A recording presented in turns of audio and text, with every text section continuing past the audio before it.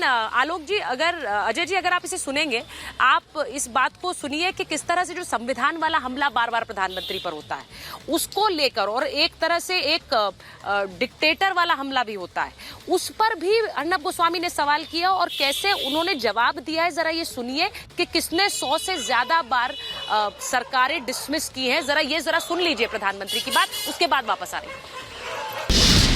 आज कहा जाता है नरेंद्र मोदी जी से डरिए, अगर नरेंद्र मोदी जी तीसरी बार प्रधानमंत्री बनेंगे ये 400 पार क्यों चाहते हैं। कही जा रही है कि अगर इस बार प्रधानमंत्री बने और भी ज्यादा ताकतवर प्रधानमंत्री बने तो इस संविधान को बदल दें। कांग्रेस वगैरह ने क्या किया है, 100 से ज्यादा बार 356 का उपयोग करके बिना कारण सरकारें तोड़ दी गई। उस संविधान की भावना पर कुठाराघात था, फिर इमरजेंसी लाए, यानी सामान्य मानवी के लिए अब ये फिर से संविधान समाप्त करने का खेल खेल रहे हैं। अजय जी, जो बात प्रधानमंत्री ने कही है, क्योंकि ये बार बार एक सोशल मीडिया पर भी एक कैंपेन की तरह चलता है कि ये डिक्टेटर दिखाने की कोशिश। प्रधानमंत्री ने कहा किसने 100 से ज्यादा बार सरकारें डिसमिस की हैं, किसने देश में इमरजेंसी लगाई है। अब शायद लोग जब इस पूरे पर्सपेक्टिव में देखते हैं कि 100 से ज्यादा बार सरकारें डिसमिस की गई, तो शायद वो जवाब अपने आप में माकूल है और कुछ कहने की जरूरत नहीं पड़ती। अजय जी देखिए, सुचरिता जी, देखिए एक बात समझिए, यहाँ पे तो नवल जी भी बैठे हुए हैं। अब डिक्टेटरशिप का सबसे ज्यादा नमूना तो लालू जी ने ही झेला था, इमरजेंसी में जेल गए थे। अरे और तो और अपनी बेटी का नाम मीसा रखा, maintenance of internal security act, और आज ये उसी कांग्रेस के साथ गोद में बैठ के हम पे संविधान बदलने का आरोप लगा रहे हैं। 1975 में 42nd अमेंडमेंट लाके संविधान की आत्मा बदल दी, प्रियम्बल में संशोधन कर दिया, सेक्युलर सोशलिस्ट कर दिया तुष्टीकरण की राजनीति के लिए। संविधान को तो जितना छेड़ा कांग्रेस पार्टी ने, किसी ने नहीं छेड़ा। अरे और तो और छोड़िए, शहबानों का फैसला पलट दिया, शहबानों का फैसला सुप्रीम कोर्ट में का फैसला पलट दिया, बिल्कुल लोकसभा की ताकत और राज्यसभा की ताकत पे। तो लगातार संविधान बदलना, छेड़ना, छेड़छाड़ करना कांग्रेस ने ही किया है अपने विम्स एंड फैंसीज पे। आप बताइए, बाबरी मस्जिद विध्वंस के बाद उत्तर प्रदेश की सरकार गिराई कि ठीक है लॉ एंड ऑर्डर का सिचुएशन है।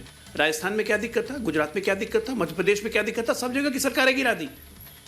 तो प्रधानमंत्री जो कह रहे हैं वही कह रहे हैं जो तथ्यों पर आधारित बात है, जो कि ऑन रिकॉर्ड है कि कांग्रेस ने ऐसा किया है और लगातार करते आई है।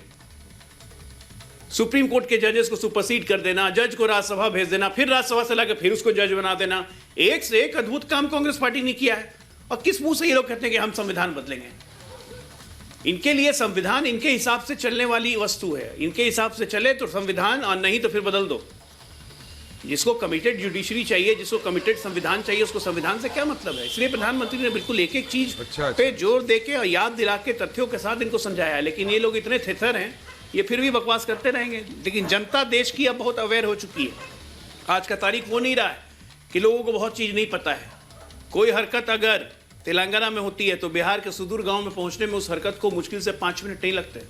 और उसी का, इस इंफॉर्मेशन क्रांति का ये जोर है कि आज मोदी की बात गांव-गांव में, घर घर में 1 घंटे के अंदर पहुंच जाती है। और ये लोग चाह के भी नैरेटिव बना नहीं पाते।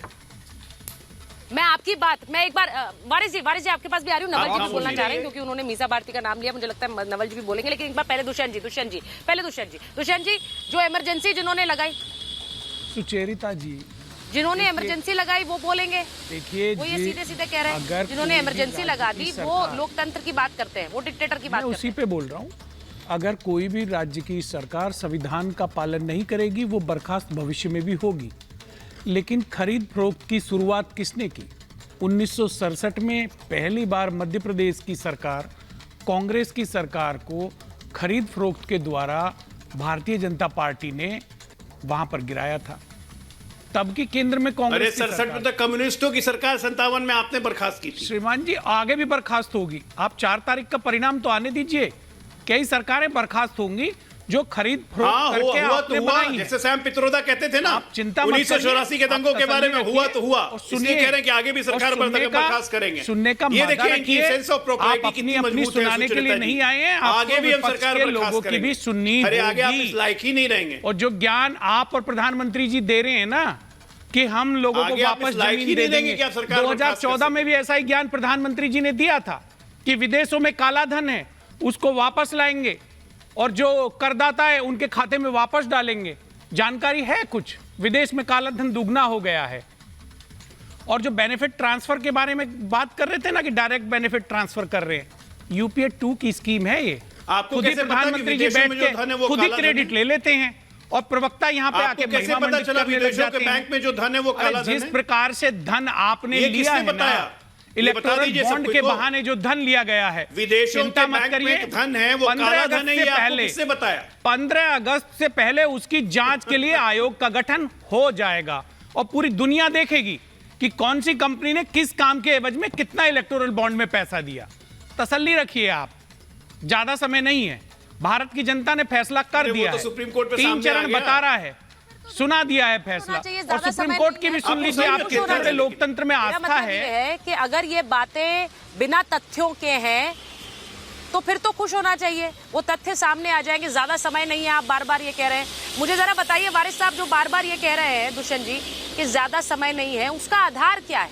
क्योंकि हर बार तो जब चुनाव हो रहा है और राष्ट्रीय स्तर पर चुनाव हो रहा है तो पसंद जनता ने साफ कर दी है। अब 24 में पसंद दूसरी होगी, ये कैसे कह रहे हैं?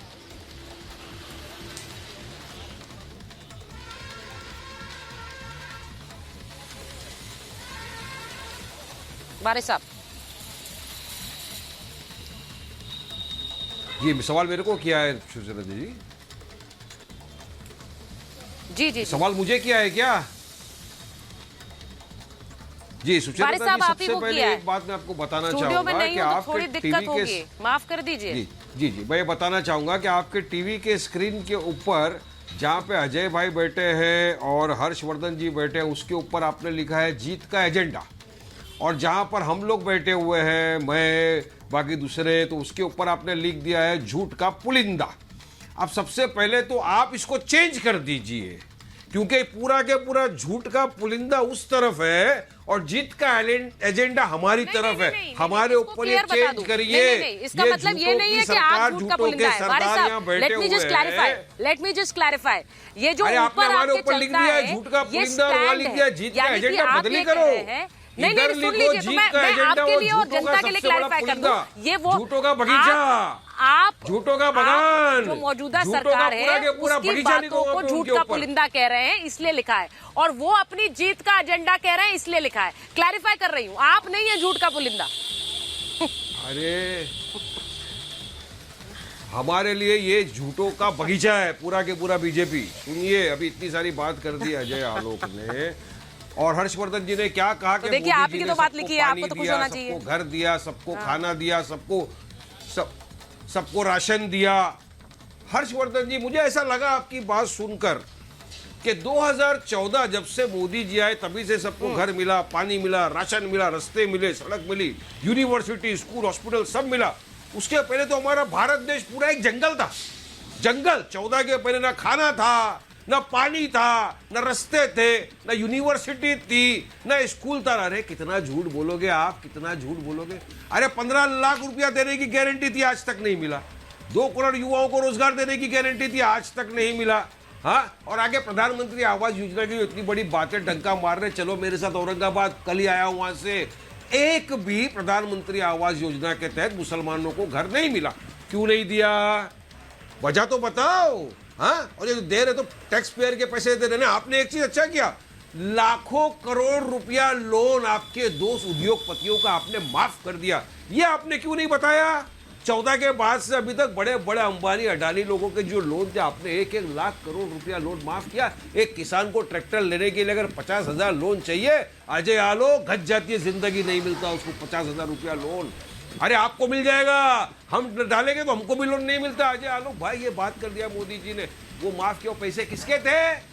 लाख करोड़ जो माफ किया लोन उद्योगपतियों का, किसका था? मेरा टैक्स पेयर का पैसा था, हमारी हक हलाल की कमाई, हमारी मेहनत पसीने का कमाई का पैसा था, वो आपने माफ कर दिया। और यहाँ क्या बड़ी बड़ी बातें, मोदी जी ने ये कर दिया, वो कर दिया। हाँ, मोदी जी ने और बीजेपी ने एक चीज बहुत किया, 2002 से जब से सिर्फ एक एजेंडा चला है, नफरत।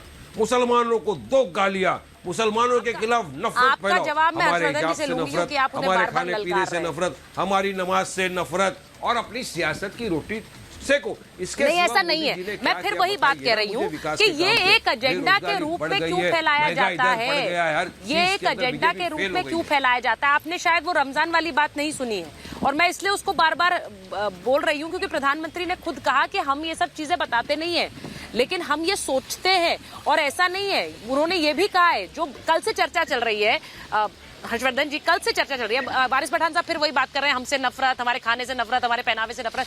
कल से चर्चा यही चल रही है कि किसकी संख्या बढ़ गई, किसकी घट गई। प्रधानमंत्री ने कहा कि वो इंपॉर्टेंट नहीं है। मैं क्यों इस बात को बार बार हाईलाइट कर रही हूँ, क्योंकि बहुत से लोगों को ये लगेगा कि भाई इस बात से चिंता है कि मुसलमानों की संख्या बढ़ गई है। ऐसा नहीं, वो ये कह रहे हैं कि एक संस्कृति अगर लुप्त होगी तो उससे खतरा है। मैं तो ये आरोप बार बार वारिस पठान लगा देते हैं कि सबसे नफरत है। गिर गया है।